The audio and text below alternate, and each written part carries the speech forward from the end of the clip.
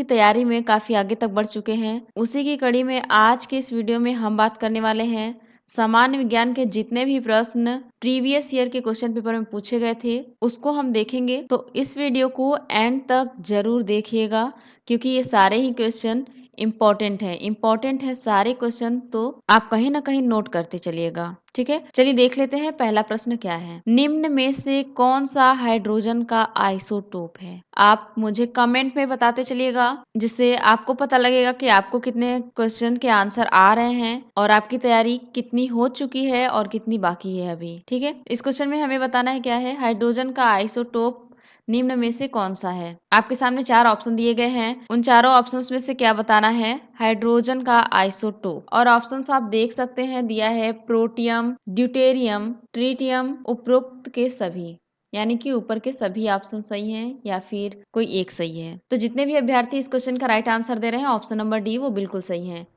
ये सारे ही protium, deuterium, tritium ये क्या है, हाइड्रोजन के आइसोटोप हैं।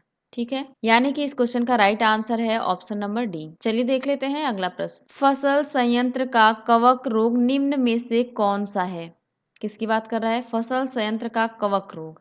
इन चारों ऑप्शंस में से हमें बताना है कौन सा है। ऑप्शन दिया गया है आलू की पत्तियों का मुड़ना, कपास का विल्ट, चावल में तुषार, आलू में भूरी संडाग। फसल संयंत्र का कवक रोग है कपास का विल्ट। कपास का विल्ट यहाँ पर सही हो जाएगा। ये क्या है, फसल संयंत्र का कवक रोग है। ठीक है, यानी कि इस क्वेश्चन का राइट आंसर है ऑप्शन नंबर बी। आगे क्वेश्चन नंबर 3, परमाणु विखंडन प्रक्रिया के दौरान उत्पन्न ऊर्जा का प्रयोग किया जाता है। किसमें जो ऊर्जा उत्पन्न होती है परमाणु विखंडन से, उसका प्रयोग किसमें किया जाता है? ऑप्शन दिया गया है ईंधन बनाने में, बिजली बनाने में, ताप पैदा करने में, इनमें से कोई नहीं। परमाणु विखंडन प्रतिक्रिया के दौरान जो ऊर्जा उत्पन्न होती है उसका प्रयोग किया जाता है बिजली बनाने में। याद रखिएगा, बिजली बनाने में किया जाता है परमाणु विखंडन प्रतिक्रिया के दौरान जो ऊर्जा उत्पन्न होती है उसकी। ठीक है, यानी कि इस क्वेश्चन का राइट आंसर है ऑप्शन नंबर बी। आगे क्वेश्चन नंबर 4, इनमें से कौन गैसों के प्रसरण का एक उदाहरण है? गैसों का फैलना, प्रसरण, ठीक है, उसका एक उदाहरण कौन सा है इन सभी ऑप्शंस में से? ऑप्शन दिए गए हैं खाने की सुगंध, अगरबत्ती की खुशबू, इत्र की महक, उपरोक्त सभी। जितने भी अभ्यर्थी इस क्वेश्चन का राइट आंसर दे रहे हैं ऑप्शन नंबर डी वो बिल्कुल सही है। उपरोक्त सभी यानी कि खाने में की सुगंध जो होती है, अगरबत्ती की सुगंध जो होती है, इत्र की सुगंध, ये सारे ही किसके हैं उदाहरण? गैसों के प्रसरण के उदाहरण हैं। ठीक है, खाने की सुगंध दूर दूर तक फैलती है, अगरबत्ती की जो सुगंध होती है आप दूर दूर तक फैलती है, वैसे ही इत्र जो सेंट होती है आपके बगल से कोई गुजरा तो आपको महक जाएगा कि हाँ ये बंदा परफ्यूम का यूज किया है। ठीक है, इत्र यानी कि परफ्यूम, परफ्यूम का नाम आप लोगों ने सुना ही होगा। ये सारे क्या है, गैसों के प्रसरण का एक उदाहरण है। ठीक है, प्रसरण करना मतलब फैलना। ऐसा नहीं है कि अगर बत्ती जलती है तो दूर दूर तक उसकी खुशबू नहीं महकती है, ऐसा आपने देखा है? नहीं, ऐसा नहीं हो सकता। और इत्र की जो परफ्यूम की महक होती है वो दूर दूर तक फैलती है। और खाने की जो सुगंध है, वाह कितना टेस्टी खाना बन रहा है। यानी कि जो गैसों के प्रसरण है ये सारे ही ऑप्शंस उसमें सही हो जाएंगे। अगर आपके एग्जाम में कोई इनमें से कोई एक उदाहरण दे और सारे अन्य उदाहरण हो तो आप भूलिएगा नहीं, आपको वही आंसर लगाना है। याद रखिएगा जो गैसों का प्रसरण यानी कि फैलाव। ठीक है, उसके अकॉर्डिंग आप आंसर देंगे। और यहाँ पर जो राइट आंसर है वो है ऑप्शन नंबर डी। आगे क्वेश्चन नंबर 5, निम्न में से किसमें अधिक ताप है? अधिक ताप की बात हो रही है यहाँ पर। ऑप्शन दिया गया है बर्फ, उबलते पानी में, भाप में, ऊपर के सभी। पूछा जा रहा है किसमें सबसे अधिक ताप है, अधिक ताप की बात की जा रही है यहाँ पर।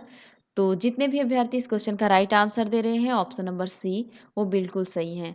भाप में क्या होती है, सबसे अधिक ताप होती है। कैसे? आप कभी खाना बना रहे होते हैं, बना रही होती हैं तो देखे होंगे कि जब आप प्लेट को हटाते हैं हाथ से, कभी हाथ से हटाते हैं तो आपकी तरफ अगर भाप आता है तो आपके हाथ जल जाते हैं। तो जो भाप का ताप होता है वो अधिक होता है। ठीक है, उबलते पानी की अपेक्षा भाप की जो ताप होती है वो अधिक होती है, इसलिए यहाँ पर जो राइट आंसर है वो है ऑप्शन नंबर सी। आगे क्वेश्चन नंबर 6, इनमें से कौन महामारी और स्थानिक दोनों प्रकार की बीमारी है? किसकी बात की जा रही है? महामारी और स्थानिक दोनों प्रकार की बीमारी है इन सारे ऑप्शंस में से। ऑप्शन दिए गए हैं टाइफाइड, हैजा, पोलियो, खसरा। इसमें हमें क्या बताना है, महामारी और स्थानिक दोनों प्रकार की बीमारी इनमें से कौन सी है।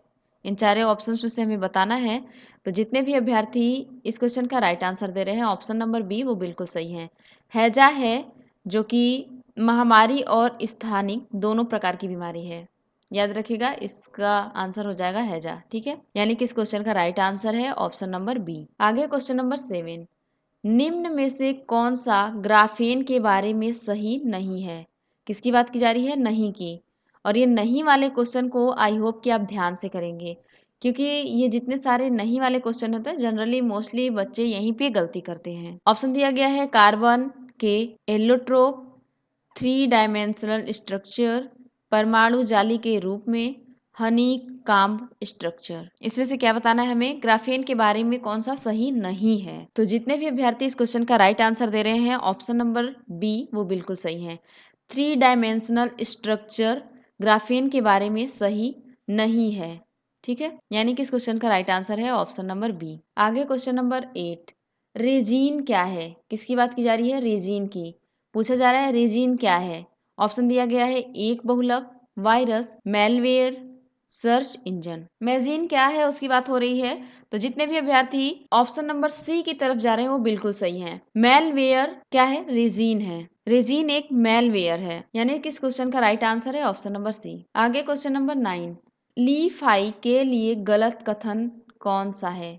किसकी बात की जा रही है, ली-फाई की। इसके लिए क्या पूछा है, गलत कथन। गलत कथन की बात की जा रही है इस क्वेश्चन में। और ऑप्शन दिया गया है यह एक प्रकाश आधारित संचार प्रणाली है, यह एक वायर कनेक्शन है, यह बिडायरेक्शनल संचार पर आधारित है, रेडियो आवृत्ति संकेतों का उपयोग। इसमें से हमें बताना है कौन सा कथन ली-फाई के लिए गलत है। गलत ऑप्शंस को चूज करना है यहाँ पर। तो जितने भी अभ्यर्थी ऑप्शन नंबर बी के साथ जा रहे हैं वो बिल्कुल सही है। यह एक वायर कनेक्शन है, ये कथन क्या है, गलत है ली-फाई के लिए। ली-फाई के लिए ये कथन गलत है, याद रखिएगा। ठीक है, ली-फाई एक वायर कनेक्शन नहीं है, क्योंकि क्वेश्चन में गलत कथन की बात की जा रही थी। यानी कि इस क्वेश्चन का राइट आंसर है ऑप्शन नंबर बी। आगे क्वेश्चन नंबर 10, सबसे बड़ा अणु कौन सा है जो मानव तन का एक हिस्सा है। किसकी बात की जा रही है, सबसे बड़ा अणु कौन सा है जो मानव तन का एक हिस्सा है, इसकी बात की जा रही है यहाँ पर। ऑप्शन दिया गया है गुणसूत्र 1, गुणसूत्र 2, गुणसूत्र 3, गुणसूत्र 4। इन चारों ऑप्शन में से हमें बताना है कि सबसे बड़ा अणु कौन सा है। इनमें से सबसे बड़ा अणु बताना है जो कि एक मानव तन का एक हिस्सा भी है। ठीक है, जितने भी अभ्यर्थी इस क्वेश्चन का राइट आंसर दे रहे हैं ऑप्शन नंबर ए वो बिल्कुल सही है। गुणसूत्र 1 है सबसे बड़ा अणु। ठीक है, सबसे बड़ा अणु है गुणसूत्र 1। यह क्या है, गुणसूत्र 1 है जो कि मानव तन का एक हिस्सा भी है, यानी कि इस क्वेश्चन का राइट आंसर है ऑप्शन नंबर ए। आगे क्वेश्चन नंबर 11, पहले प्रकाश की गति को किसने मापा था। किसकी बात की जा रही है, वह कौन से व्यक्ति हैं जो सबसे पहले प्रकाश की गति को मापे थे। ऑप्शन दिया गया है mark Armstrong, Ola's रोमर, Edwin Hubble, टाइको Brahe. पहली प्रकाश की गति को नापने वाले व्यक्ति थे ओलास रोमर, यानी कि ऑप्शन नंबर बी यहाँ पर सही है।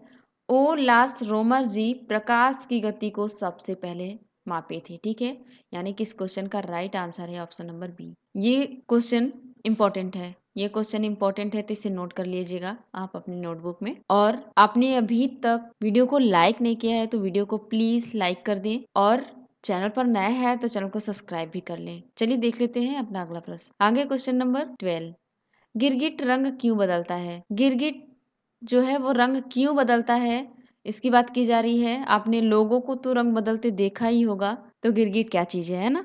गिरगिट तो स्वाभाविक है, रंग बदलते हैं। आपने देखा भी होगा गिरगिट को, जो कि रंग बदल लेते हैं, कभी रेड जाएंगे कभी येलो ऐसे। पर इंसान भी कम नहीं है ना, इंसान रंग बदल सकते हैं तो गिरगिट तो बदल ही सकते हैं ना। तो आप बताएंगे कि गिरगिट का रंग बदलना क्या है, क्यों वो रंग बदल लेते हैं, कैसे बदलते हैं। ऑप्शन दिया गया है अन्य जानवरों से बचने के लिए रंग बदलते हैं, गर्मी प्रबंधन के लिए रंग बदलते हैं, गिरगिट वातावरण के प्रति संकेत के रूप में रंग बदलते हैं, ऊपर में से कोई भी नहीं। तो मैं बता दूं गिरगिट रंग बदलते हैं क्योंकि गर्मी प्रबंधन के लिए रंग बदलते हैं। ठीक है, गर्मी प्रबंधन के लिए गिरगिट क्या करते हैं, रंग बदल देते हैं। यानी कि इस क्वेश्चन का राइट आंसर है ऑप्शन नंबर बी। आगे क्वेश्चन नंबर 13, के इकाई को निम्नलिखित में से क्या मापने के लिए प्रयोग किया जाता है। के इकाई की बात की जा रही है, इसको क्या नापने के लिए, मापने के लिए प्रयोग में लिया जाता है। ऑप्शन दिया गया है इलेक्ट्रिक, ध्वनि, तापमान,